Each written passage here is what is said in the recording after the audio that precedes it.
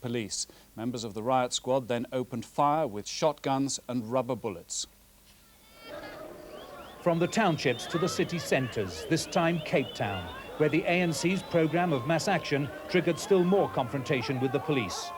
A crowd that had been chanting "Down with de Klerk" had marched on the President's office to submit a list of demands before negotiations with the government can continue. At one point, police dog handlers and demonstrators clashed. The crowd began throwing rocks and bottles. The police drew their handguns. The crowd panicked and began running through the streets. The riot squad arrived, shooting into the crowd, injuring up to 8 people. Harsh words between the two sides were inevitable.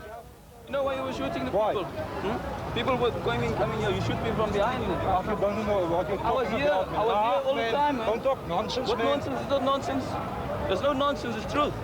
Today's clashes follow the burial of victims of the Boipatong massacre here in Sharpeville Cemetery, and on the day when the trade unions called for a national strike on August the 3rd, with one thing in mind. We believe that the government remains the most important obstacle to peace.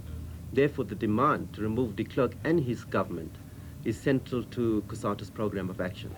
The Cape Town confrontation demonstrates two things: the ANC's determination to take their campaign of mass action into the city centres, and the government's determination and police willingness to use force in response, even after the Boipatong massacre.